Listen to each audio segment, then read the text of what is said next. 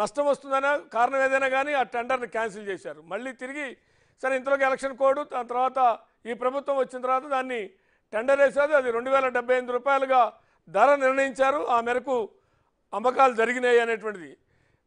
ప్రభుత్వానికి కూడా ఆ మేరకు ఆదాయం పెరిగింది. గతంలో ప్రభుత్వం అమ్మాలనుకున్న ధరకి ఇప్పుడు వచ్చిన ధరకి చూసినప్పుడు వ్యత్యాసం ఉంది.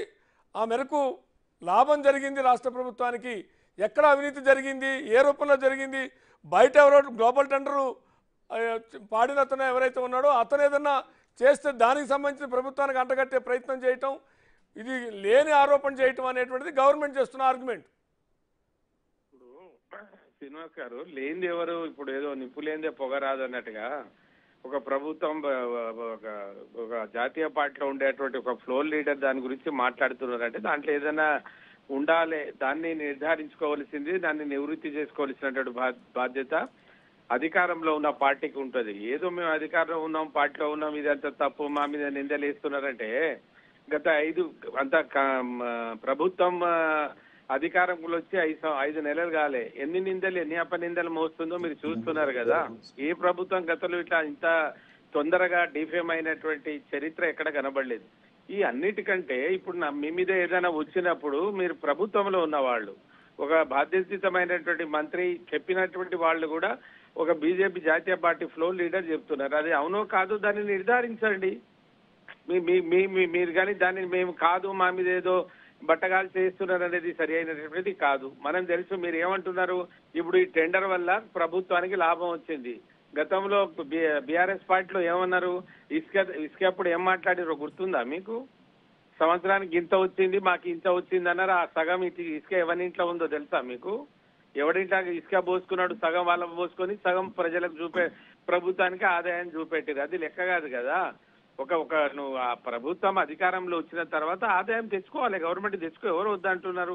కానీ మీరు పెట్టినటువంటి గ్లోబల్ టెండర్ లోపల వాళ్ళ నలుగురే పార్టిసిపేట్ చేశారని, దీంట్లో కుంభకోణం జరుగుతుందని ఒక శాసనసభ ప్రతిపక్ష నాయకుడు భారతీయ జనతా పార్టీ జాతీయ పార్టీ చెప్తా ఉంది.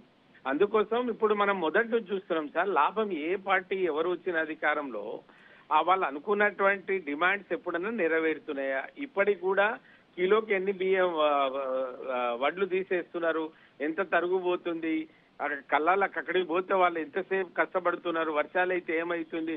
ఇప్పుడు వాళ్ళు ఇస్తామన్నటువంటి 500 రూపాయలు అదనంగా ఇచ్చి తీసుకుంటామన్న దాంట్లో ఇప్పుడు దొడ్డు బియ్యానికి వెళ్ళేమో మేము సన్న బియ్యానికి ఇస్తామంటున్నారు. ఇది ఒక రకమైన మోసమే కదా. ఏ రకంలో మోసం జరుగుతలేదు వ్యవసాయ రంగంలో? జనరలైజ్ చేసి మాట్లాడదాం, అది ఇంకో సబ్జెక్ట్ తీసుకుందాం. 500 బోనస్ సబ్జెక్ట్ తీసుకుందాం. కానీ స్కామ్ అనేటువంటిది ఏ రూపంలో జరిగింది అనేటువంటి దాంట్లో ఇక్కడ ప్రభుత్వ పరంగా స్కాము ధర నిర్ణయించే లాభం వచ్చే విధంగానే ధర నిర్ణయం జరిగింది. ఆదాయాన్ని నష్టపరుచుకునే ప్రభుత్వ ఖజానాకి నష్టం వచ్చే విధంగా టెండర్ పాడలేదు. 2078 రూపాయలకి క్వింటా అమ్మాము ధాన్యము అనేటువంటిది. ఆ మేరకు ప్రభుత్వానికి ఆదాయం వచ్చింది తప్ప నష్టం ధర తగ్గించి దళారికి మేలు చేసే విధంగా ధర నిర్ణయం జరగలేదు అనేది వాళ్ళ ఆర్గ్యుమెంట్. ఇగో ఇట్లా జరిగింది. బయట వాళ్ళు ఎవరైతే టెండరు పాడుకున్న అతను మిల్లరు మధ్య జరిగినటువంటి అండర్స్టాండింగ్ గవర్నమెంట్కి ఏం సంబంధం అనేది గవర్నమెంట్ ఆర్గ్యుమెంట్. లేదు, గవర్నమెంట్ కు తెలియకుండా ఏ టెండర్లు వాళ్ళిద్దరి మధ్య జరిగినా గవర్నమెంట్ కి ఏం బాధ్యత లేదా? ఏం చెకింగ్ చేయరు? ఎంత ధాన్యం గోదాంలో ఉండో తెలియదు, ఎంతకు తీసుకుంటున్నారో తెలియదు. అది ఏం చేయకుండా ప్రభుత్వం ఉట్టిగానే వాళ్ళ మీద ఇడిచిపెట్టి ఎత్తే రేపు ఎవరికి నష్టం అవుతుంది? సీతారాం నాయక్ జనరలైజ్ చేసి మాట్లాడుతున్నారు. 32 లక్షల మెట్రిక్ టన్నులు ఉన్నాయి అని ధాన్యం ఎంత సేకరించారో రికార్డెడ్ గా ఉంది. గత ప్రభుత్వం ఎంత ధాన్యం సేకరించిందో రికార్డు ఉంది. ఆ ధాన్యానికి ఎంత ధర నిర్ణయిస్తే లాభం వస్తుందో ఉంది. ధాన్యం ఉన్నాయా లేవా, ఫిజికల్ గా ఉన్నాయా లేవా అంటే కొంతమంది దగ్గర ఫిజికల్ గా ఉన్నాయి, కొంతమంది దగ్గర ఫిజికల్ గా లేవు అనేది కూడా వాస్తవం. ఫిజికల్ గా లేవని ఎందుకు లేవంటే వాళ్ళు నిల్వ ఉంచుకోలేక, గోడౌన్లు ఉంచుకోలేక తడిసి మొక్కలు వస్తాయని మిల్లు మింగి పట్టుకొని అమ్ముకుని ఉంటారు.